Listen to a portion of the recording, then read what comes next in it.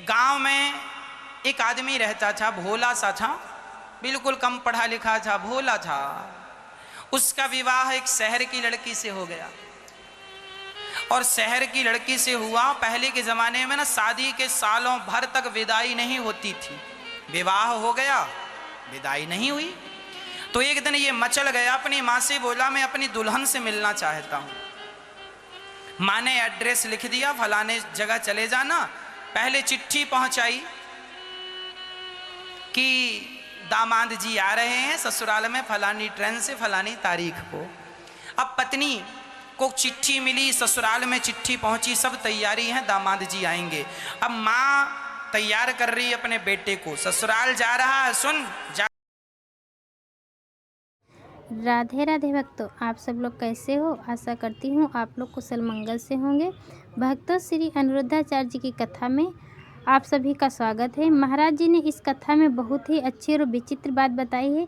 यह कथा आप लोग सुन करके हंसते हंसते लोटपोट हो जाओगे। यह कथा बहुत ही अच्छी है, आप लोग इस कथा को लास्ट तक जरूर सुनना। ज्यादा बोलना मत, ज्यादा बोलेगा तो लोग समझेंगे बहुत मूर्ख आदमी है, इसलिए कम बोलना। तो उसने माँ से कहा, माँ कोई पूछेगा तो क्या कहूँगा? बोलना बस हाँ ना में उत्तर देते रहना, हाँ ना हाँ ना हाँ। जी माँ। माँ ने पूरी अचार बांध दिया, ट्रेन में खा लेना और सुनो समय से उतर जाना, ससुर जी मिलेंगे, ससुर जी के साथ चले जाना, ज़्यादा बोलना मत, ससुर जी कुछ पूछें हाँ ना कह देना। माँ ने कहा था सिंपल बात करना, ज़्यादा ना बोलना, और पत्नी से ज़्यादा मिलना मत, ससुराल में लोग देखेंगे अच्छा नहीं लगेगा। हाँ, पत्नी तुम्हारी बड़ी समझदार है। ठीक है माँ। बेटा ट्रेन में बैठा, ससुराल पहुंचा, स्टेशन में उतरा, ससुर जी रिसीव करने आए थे। ससुर जी ने बैग लिया, बैग ससुर जी लेकर दामाद जी को लेकर चले।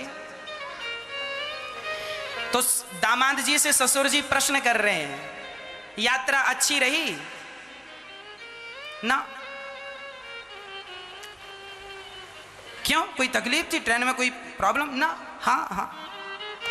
माँ ने यही कहा हाँ और ना में। अब बेचारे को ये भी नहीं पता कि हाँ कहाँ कहना और ना कहाँ कहना। बस माँ ने कहा तो हाँ और ना, तो जहां उसके ना आ जाए सो ना कह दे, जहां हाँ आ जाए तो हाँ कह दे। अब ससुर जी से बातचीत करता करता ससुराल गया। अच्छा, माँ ने ये भी कहा है कि नीचे ना बैठ जाना, ससुराल जा रहा, जरा ऊंची जगह पर बैठना। तो ससुराल गया तो उसे तो सब नीचा ही दिखा, बस आलमारी रखी थी वो ऊंची थी। तो वो आलमारी, माँ ने कहा था सबसे ऊपर बैठना, तो आलमारी में जाके बैठा ऊपर। अब माँ ने कहा था सबसे ऊपर बैठना, माँ ने ये कहा था जमीन में ना बैठ जाना, कोई ऊपर सोफे में बैठना या चटाई दरी बिछाए तो बैठना, नीचे ना बैठना। ये माँ, उसको लगा कि ऊपर बैठना है, ऊपर मतलब सबसे ऊपर आलमारी है। बेचारा चढ़ा जैसे तैसे, जितने सोफे रखे थे सोफे के ऊपर स्टूल रखा और चढ़ा जैसे तैसे, आलमारी के ऊपर जाके बैठा ऐसे। और तब तक साली आई। साली ने कहा जीजा जी कहाँ है? जीजा जी ने आवाज यहाँ है। अरे जीजा जी वहां ऊपर क्या बड़े मजाक किया हुआ? बोले हाँ। नीचे नहीं उतरना ना। अब वो हाँ और ना से ज्यादा कुछ बोले ना। माँ ने कहा ज्यादा मत बोलना। साली ने कहा हाथ मुंह धुल लीजिए, भोजन तैयार है। हाँ। उसने उतर के हाथ मुंह धुला, भोजन में बैठा। अब वो ठहरा गांव का, और शहर में विवाह था। अब गांव की पूड़ियां और शहर की पूड़ियां दोनों अलग अलग होती हैं। शहर में लोग छोटी छोटी पूड़ी बनाते हैं, गांव में बड़ी बड़ी पूड़ी बनाते हैं। आपने देखा? अब वो बेचारा बड़ी बड़ी पूड़ी खाने वाला, अब उसकी पत्नी थाली लगाई और थाली लगा के परोसने लगी। उसके थाली में सब्जी अचार सब कुछ था, और पूड़ी उसने 4 रखी। तो उसने एक पूड़ी उठाई, साग लगाई और पूरी की पूरी पूड़ी खाने लगा। एक पूड़ी एक बार में खा रहा है। अब पत्नी ने दरवाजे से निकलकर इशारा किया, अब ससुर जी देखें तो वो कुछ बोले ना। साली देखे सो हंसे। अब पत्नी को लगा मेरे पति गलत कर रहे हैं, सबको हंसी आ रही है, तो इशारे से कहा उसको लगा एक नहीं दो दो कह रही है खाने को। उसने 2 पोड़ी उठाई, साग लगाई और जो खाया मुंह बड़ा ऐसे बड़ा मुंह उसका हो गया। अरे पत्नी ने फिर बोला ना 2 को 4 भागों में डिवाइड करो, 4 बार में खाओ। वो कह रही है, उसको लगा कह रही है पहली बार ससुराल आए हो, शायद यहाँ की रस्म होती हो कि 4 इकट्ठी खाना है। वो उल्टा समझ रहा था। 4 इकट्ठी उठाए, साग लगाए और 4 एक बार में खाए और मुंह उसका समाये ना, पूरे मुंह में पूरी। अब पत्नी ने देखा 4 खा रहा है, ससुर तो देखते ही जा रहा है। और पत्नी ने देखा हे भगवान कैसा पति मिला, बिल्कुल अनपढ़। तो उसके पति ने कहा अच्छा कह रही है कि पहले 4 पोड़ी उठाओ और माथे से लगाओ। तो माथे से लगाए फिर खाए। अब खाए, अब खा पी करके उसके ससुर जी बोले चलो जरा घूम के आते हैं। घूमने चले गए तो वहां एक नदी थी। तो उसने पूछा अपने ससुर जी से ये क्या है? बोले ये नदी है। तो ससुर जी से पूछा ये किसने खुदवाई? तो ससुर जी ने कहा आधी तो तेरे बाप ने खुदवाई थी, आधी हमने खुदवाई। बोले कैसे?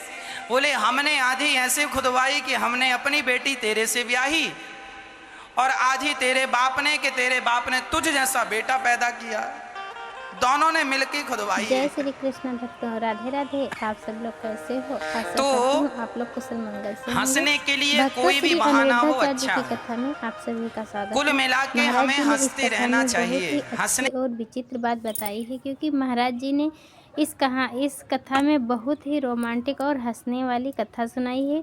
क्योंकि जीवन में आदमी को सारी ज़िंदगी हंसते रहना चाहिए।